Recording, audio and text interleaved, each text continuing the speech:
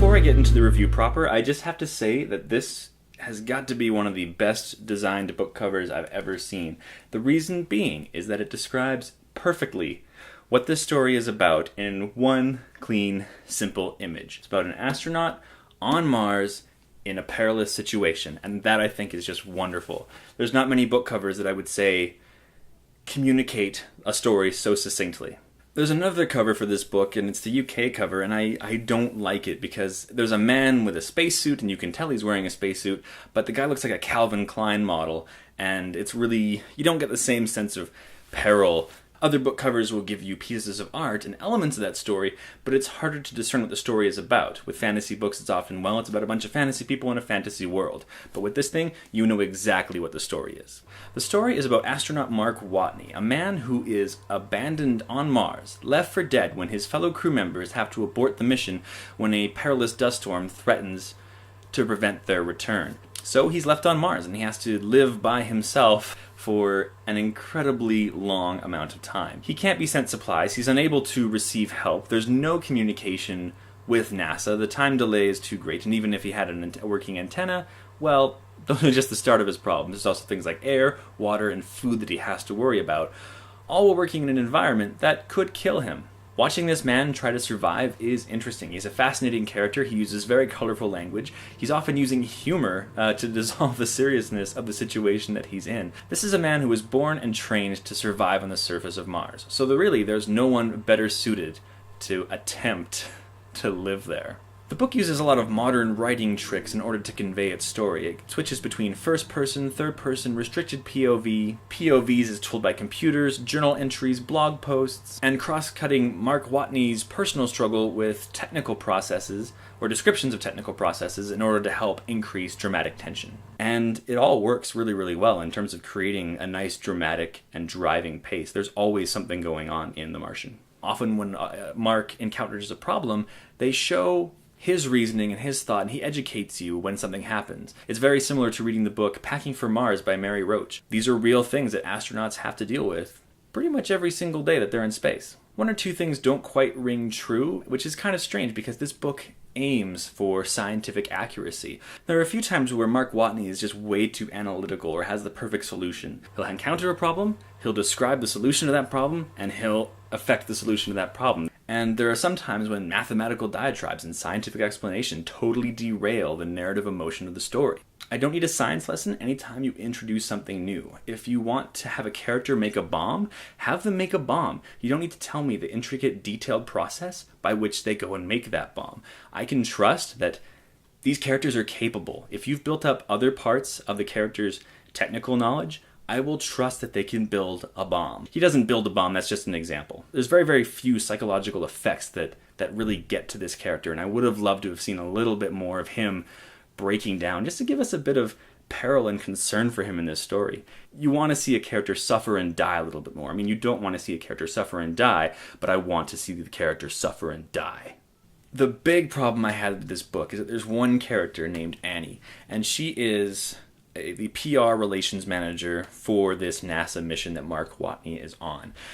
And she feels inserted to play the audience surrogate, but she is a dumb audience surrogate. With how much education the book actually gives you, I find it really hard accepting this character. For her job, which is to be informed about space travel and relay that to the media and the press, she's incredibly misinformed and has no knowledge about space travel, and you just know that they wouldn't do that. They would get somebody who knows these things. It wasn't needed at all. You could have left her character out. This book is smarter than that. This book spends all of its time being way smarter than that to treat its audience with that little respect, to treat them like they're that dumb.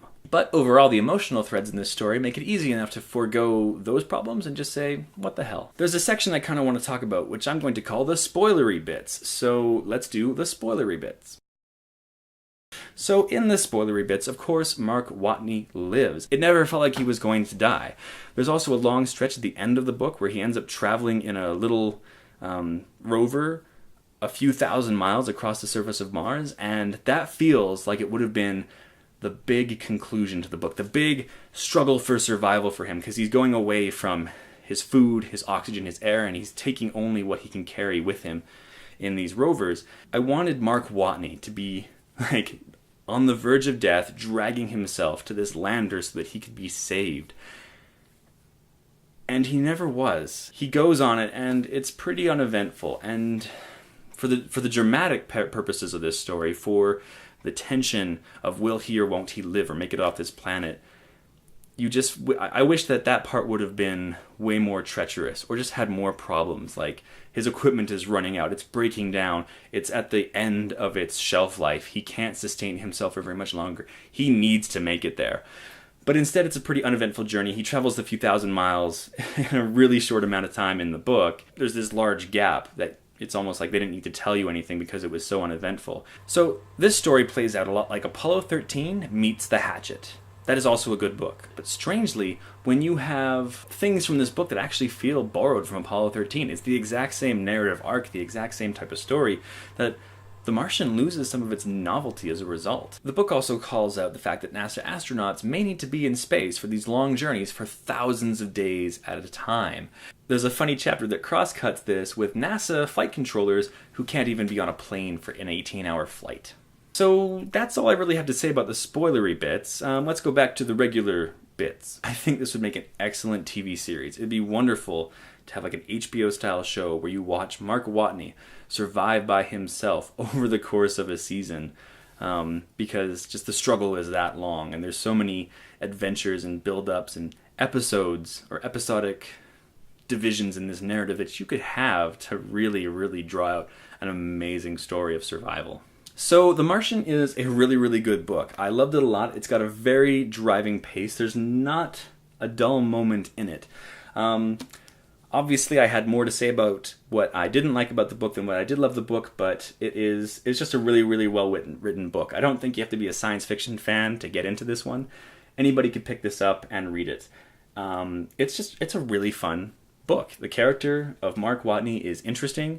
He's got a lot of personality. He exudes it in all of his emails and blog posts or his writing as he's documenting his survival on Mars. And it's got one of the most gorgeous covers I've ever seen, and I love this cover so much. I just wish I could stop fetishizing this cover because of how good it looks. It looks so yummy.